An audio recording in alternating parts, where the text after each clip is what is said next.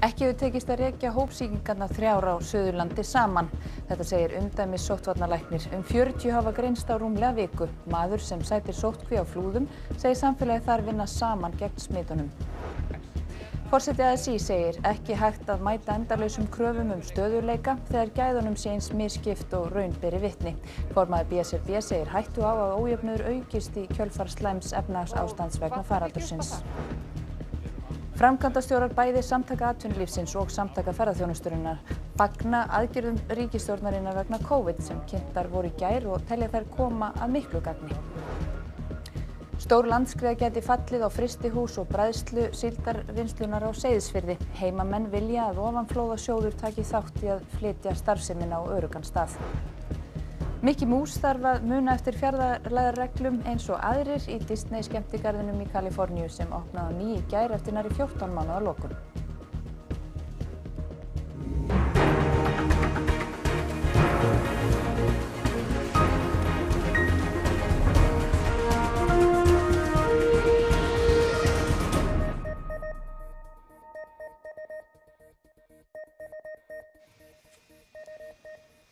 Komið sæl.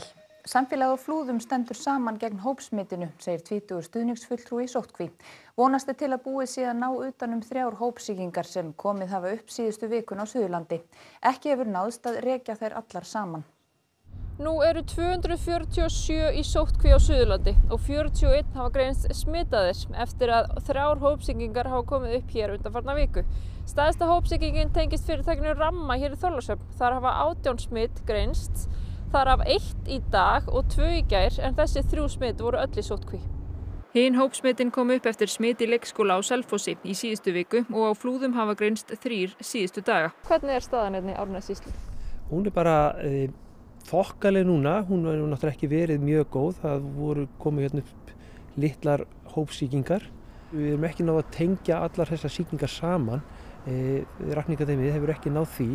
En þetta dreifist nokkuð fljótt. Það er samgangur á milli sveitarfélaganna talsverður og við þurfum bara að passa okkur í þessum samgangi að passa allar sóttvarnir. Allt er þetta breska afbrigði veirunnar. Á Flúðum var allt með ró og spekt í morgun enda eru allar helstu stofnanir, sundlaug og líkamsrækt lokuð vegna smitana. Fólk auðvitað og börn og fjölskyldur það þarf að kvíslast á milli stofnana, þannig að það kannski sumlítið aðeins erfitt að halda fullri starfsemi upp hvað sem er. Auðvitað er fólki aðeins brugðið, það er náttúrulega að segja sig sjálft, en svona almennt séð held ég að menn hafi nú aðeins náð að jafna sig á ástandinu. Vonandi fyrir að líðundir loka þurfa að spjalla við fólki gegnum rúðu. Orri Ellertsson og móðir hans lendi í sóttkví eftir að smit kom upp í Flúðaskóla þar sem hann er stuðningsfulltrúi. Hann nýtur matseldar móður sinnar í sóttkví.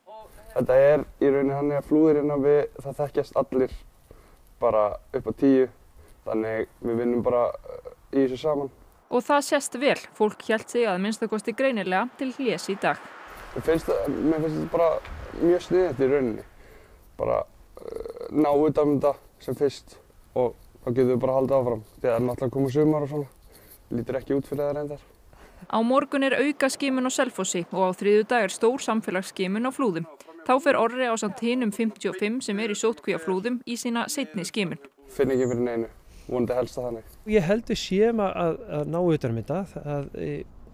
Í sjálfu sér var þetta ekkert mjög stórt og bara þökk sé góðum viðbrögðum fólksins hér, ekki síst, og sveitarstjórna sem hafa lokað og bæði skólum og annað. Þá held ég að við séum að ná nokkuð góðum tökum á ástandinu. Þótt engar væru kröfugöngunar í dag þá er kjarabaráttan í fullum gangi. Forseti ASÍ segir stöðugleika ekki í boði þegar sumir valsi auðlindir landsins og maki krókinn á meðan aðrir ná ekki endum saman. Formaður BSRB telur hættu á auknum ójöfnuði. Síðast var farið í kröfugöngur á baráttudegi verkalýðsins árið 2019. Það er annar bragur á baráttunni nú þegar fólk getur ekki hist og horfir á ávörp forkólfana á netinu. 320 kjarasamningar hafa verið gerðir síðan í mars 2019. Ég held að það sem við erum að reyna að varpa ljósi á núna, 1. maí, tilefni þessa dags, er að þessi endalausa krafa stöðugleika er ekki í boði. Því við erum ekki komin þangað að við erum búin að ákveða hvernig að skipta gæðunum í þessu samfélagi. Gæðunum er eitthvað fyrst enn misskipt? Augljóslega. Á meðan sumir geta valsað með auðlindirnar okkar og maka krókinn. á meðan aðrir ná ekki endur saman, búa í óviðunandi húsnæði, búa ekki við það öryggi sem bara mannréttindi, að augljóslega þá ekki hægt að mæta einhverju kröfu stöðugleika.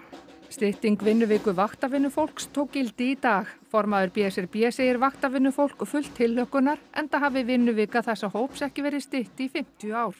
Yfirskrift dagsins það er nóg til og við erum þá að horfa til þess að við viljum byggja upp réttlátt og sanngjarnt samfélag þar sem nægt til skiptana.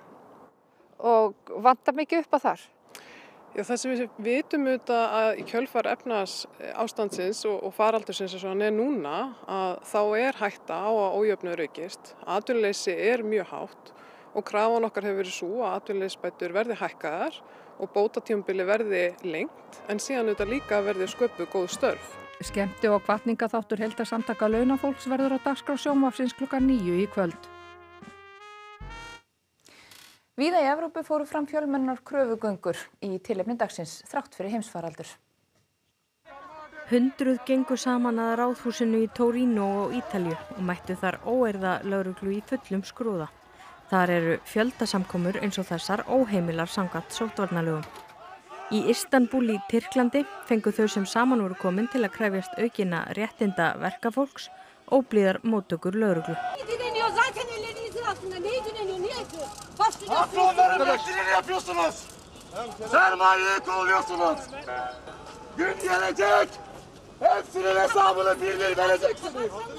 Minnst 200 voru handtekin í borginni í dag en kröfugöngur voru bannaðar vegna sóttvarnatakmarkana. Lögreglumenn sem tók á móti þúsundum Parísarbúa virtust við öllu búnir. Fljótlega sauð upp úr í einu af hverfum borgarinnar og beitti lögregla táragasi. Mótmælendum og lögreglu lenti einnig saman í Lyon í dag.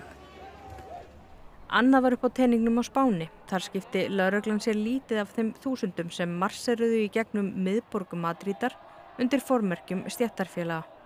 Faraldurinn hefur leikið launafólk grátt þar í landi. 17% mistu vinnuna á síðasta ári. Yo creo que lo ha cambiado son los medios de producción. La digitalización ha llegado y el teletrabajo también. Y hay que regularlo. Si no, pues va a haber ahí un vacío que la pandemia lo que ha hecho ha sido acelerar ese cambio. Bosnía eitt fátækasta land Evrópu. Námuverkamenn í Sarajevo krefjast þess að vinnuaðstæður þeirra verði bættar og launin hækkuð. Svoja prava dostojanstvena nije da preživljavamo ko što dana preživljavamo. Živimo na socijalnim platama i ja mislim da smo mi zaslužili veće plate i bolje uslove rada. Aðgerðir stjórnvalda vegna kórónuveirufaraldursins virðast við fyrstu sýn koma að góðum nótum. Þetta segja framkvæmdastjórar bæði samtaka ferðaþjónustunnar og samtaka atvinnulífsins. Það sé til bóta að breyta hlutabótaleiðinni þannig að hún færist yfir í ráðningarstyrki. Það flýti fyrir því að fólk komist inn á vinnumarkaðinn aftur. Stjórnvöld kynntu í gær umfangsmiklar aðgerðir til stuðnings fyrirtækjum og fjölskyldum vegna kórónuveirufaraldursins en meðalatriða þar framlenging og útvíkkun viðspyrnustyrkja, frestun á greiðslum og fleira eins og framkom í fréttum í gær. Við fyrstu sýn virðast þetta vera skynsamlegar aðgerðir. Við þekkjum náttúrulega viðspyrnustyrkina sem nú eru framlengdir og bætt við auka þrepi, tekjufallsþrepi frá 40–60% sem mjög mikilvægt fyrir mörg minni fyrirtæki, til dæmis veitingastaði sem að til dæmis í fyrra sumar gátu haldið upp einhverju starfsemi. Við teljum að það sé skynsamlegt að færa fólk úr hlutabótaleið og yfir á ráðningarstyrki vegna þess að þá getur fólk unnið 100% vinnu en fyrirtækin fá samt sem áður styrk á móti. Það flýti því að fólk komist aftur inn á vinnumarkaðinn og takmarki frekari skaða. Þá segir Jóhannes Þór framlengingu ferðagjafar skipta máli fyrir ferðaþjónustuna og að ferðatryggingasjóður sem eigi að stofna sé af hinu góða. Hann bætur ákveðnum göllum sem voru á tryggingakerfi ferðaskrifstofa. Fyrstu sýn virðist þetta vera nokkuð gott. Við höfum auðvitað að fara betur í gegnum þetta á næstu dögum með okkar fyrirtækjum. En þetta raun bara meira af hinu sama og það það sem þarf. En á sama tíma áttum við okkur öll á því á einhverjum tímapunkti þyrfti að trappa þessar aðgerðir niður og þetta svona skref í það átt. Halldóru sömu skoðunar og Jóhannes Þór að rétt hafi verið að breyta hlutabótaleiðinni þannig að hún færist yfir í ráðningarstyrki. Við hljótum á endanum að vilja að þetta starfsfólk fari aftur í fullt starf og mér sýnist við fyrstu sýn að þetta styðji við það. Ráðist verður í fjölda viðamikilla vegaframkvæmda á næstu misserum. Áætlað að rúmlega 23 milljarðar fari í nýja vegi í ár sem það mesta frá því fyrir hrun. Nú þegar sól hækkar á lofti fara vegaframkvæmdir á full skrið. Í raun má segja að tæki eins og þessi hérna séu nokkurs konar vorboði og það óvenju margar framkvæmdir í pípunum, stórar sem smáar. Samkvæmt framkvæmda áætlun Vegagerðarinnar fjárheimildir til nýframkvæmda í ár rúmir 23 milljarðar króna. Það þrefalt meira en fyrir áratug. Já, það má segja það að þetta sé það stærsta frá því tímabili sem var rétt fyrir hrun, sem var myndalegt. Nýframkvæmdir í ár, sem ýmist eru hafnar eða á leið í útboð, vel á fjórða tug. Þar af nokkrar þar sem áætlaður kostnaður yfir milljarð. Þetta vegakafli á Suðurlandsvegi milli Hólmsár og Fossvalla. Síðar hluti tvöföldun á Vesturlandsvegar á Kjalarnesi sem nær frá Grundarbyggð að Hvalfjarðargöngum. Þverun Þorskafjarðar á Vestfjörðum, Dynjandisheiði, Þverárfjallsvegur Refasveit, Skagastrandavegur Laxá og Borgarfjarðarvegur milli Eiða og Laufás.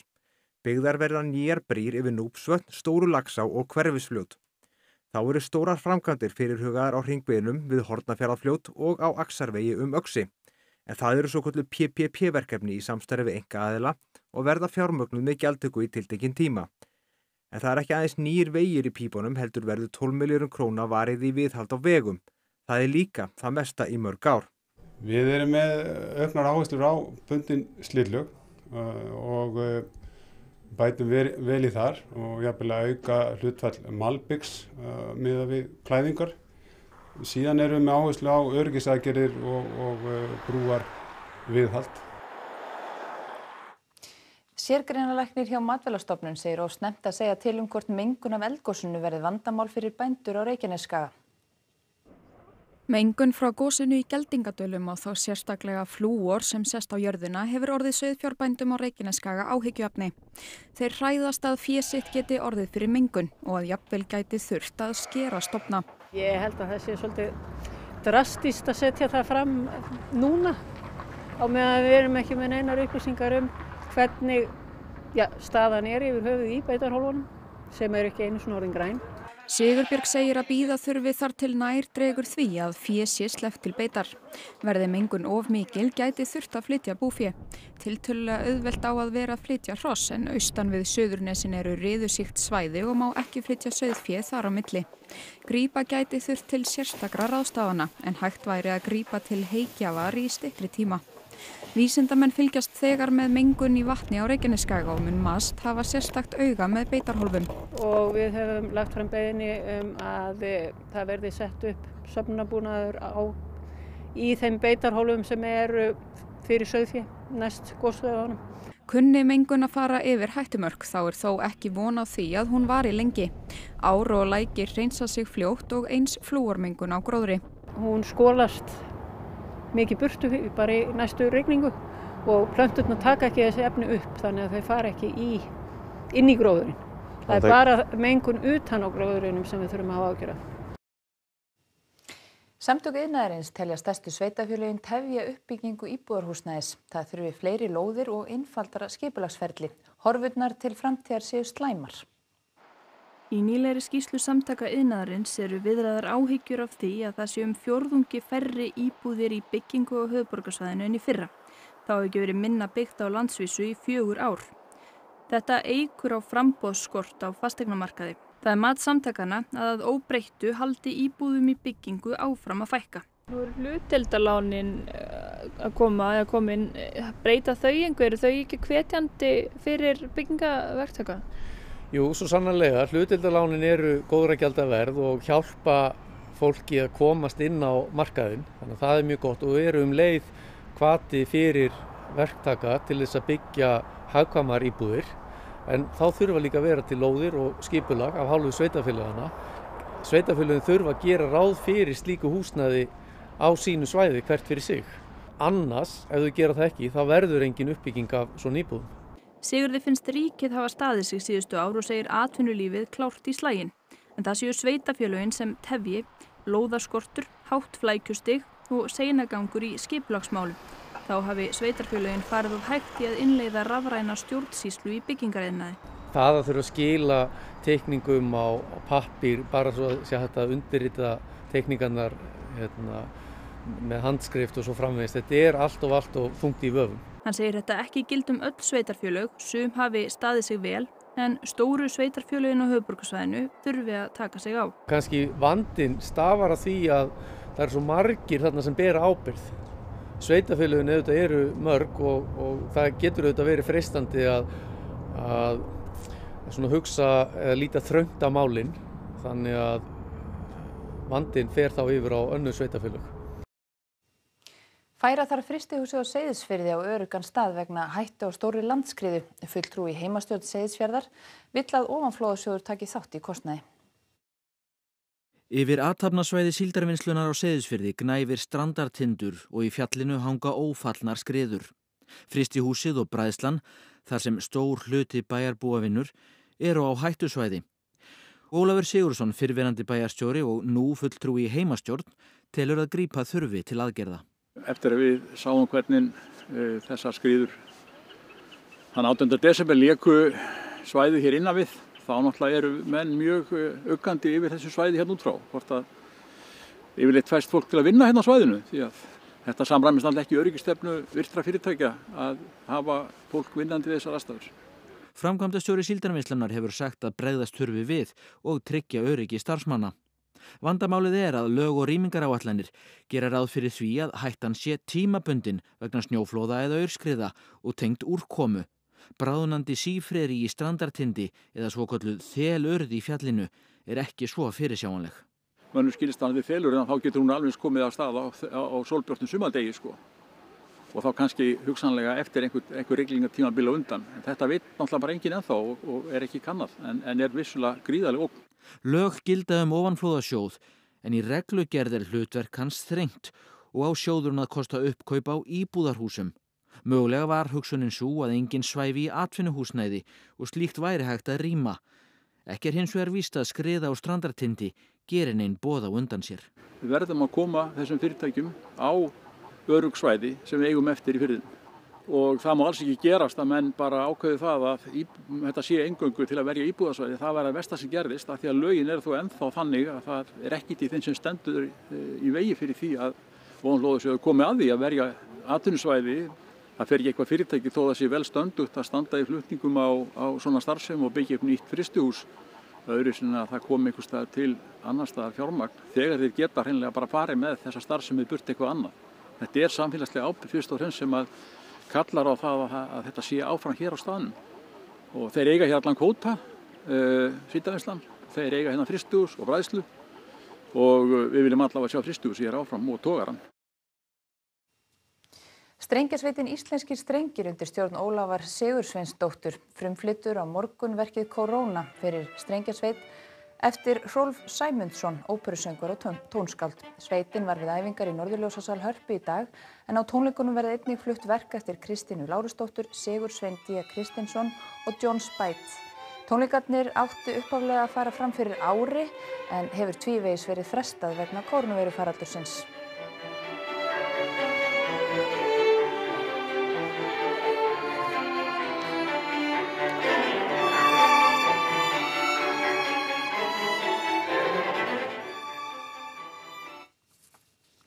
Í fyrsta sinn í nærri 14 mánuði voru hlið Disneylands í Kaliforníu opnuð á ný. Eftirvæntingin var svo mikil að miðasölukerfið réð vart við eftirspurnina. 413. Það sá fjöldi daga sem fólk hefur þurft að bíða eftir að komast í Disneyland. Þessi heimsfrægi skemmtigarður hefur aldrei verið lokaður svo lengi frá því hann opnaði fyrir 66 árum. I woke up at 3 to get ready, be able to have the Disney look. 3:30, you pack it up. You have to have the ears, the whole outfit, and now you have to have the mask too. Af viðbrögðum að dæma hefur þessi langa lokun reynst íbúum í Anaheim og nágrenni mjög erfið. Disneyland virðist vera fólki mun meira en bara skemmtigarður. This is epic. The past year has been so challenging for us as a city. When Disneyland closed a year ago, it really brought home how serious the pandemic was. But now, a year plus later, this is the brightest moment yet in the pandemic. And the reopening of Disneyland today is so fitting for that moment. Welcome back, everyone. Welcome home. Since I'm an annual pass holder, I was coming 2 or 3 times a week. Maybe up 5 times a week. So not being able to come to the park was really rough. It was hard. But I mean, because this is a happy place. It's very magical, and being at Disneyland, it's like you forget about all your problems and you just live the moment. Opnunin, eins og flest annað þessa dagana, takmörkunum háð. Aðeins má taka á móti fjórðungi af leyfilegum hámarksfjölda, gestir 2 ára og eldri þurfa að bera grímu og fjarlægðarreglur eru í gildi. Og enginn undanþeginn, ekki einu sinni Mickey Mouse.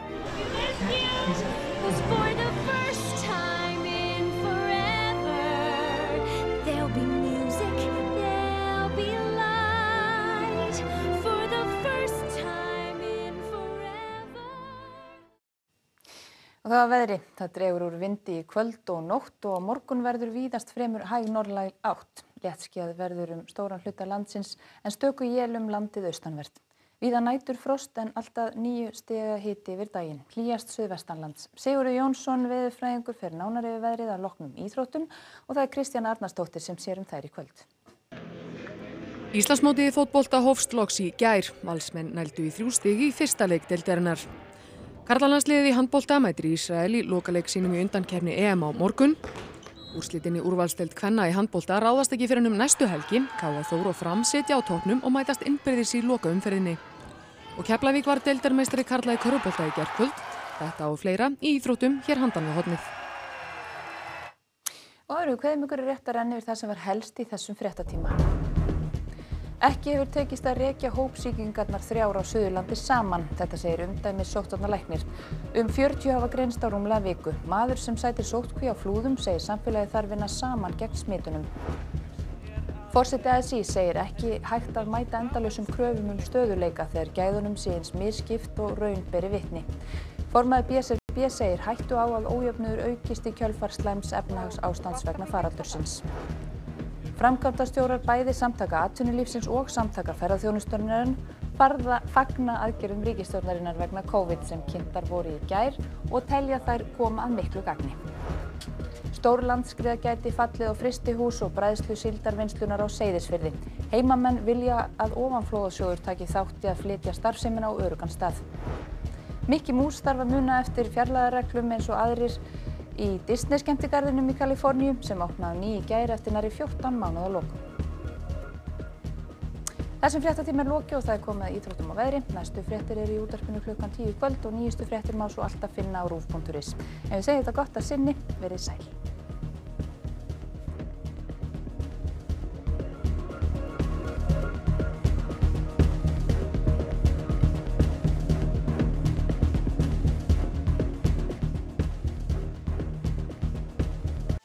Á RÚV í kvöld. Alla leið. Það verður Eurovision